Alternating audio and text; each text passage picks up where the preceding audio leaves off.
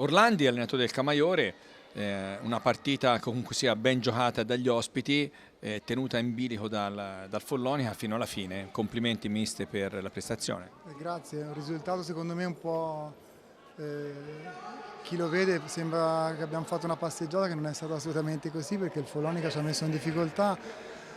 Abbiamo avuto diverse occasioni nel primo tempo che non abbiamo concretizzato e quello ha tenuto viva la partita, perché tra il primo e il secondo tempo mi sono un po' arrabbiato perché abbiamo avuto credo almeno 4-5 opportunità di andare sopra, non siamo stati bravi, quindi la partita si è messa così. Poi il risultato finale, ripeto, è un po' bugiardo, perché fino a poco dalla fine eravamo sopra di uno, di due, quindi a episodi ha girato verso di noi. Dai.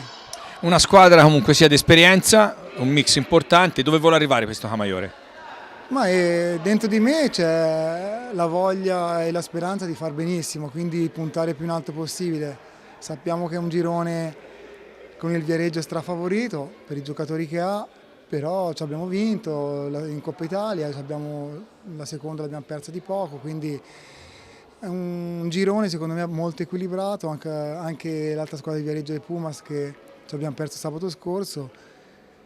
Io vorrei provare fino alla fine, di provare a tentare di essere più in alto possibile. Speriamo, se tutto gira per il verso, altrimenti ci accontenteremo di guardare gli altri. Grazie a Orlandi, allenatore del Camaiore, e complimenti per la vittoria di oggi. Anche a voi, ciao ciao.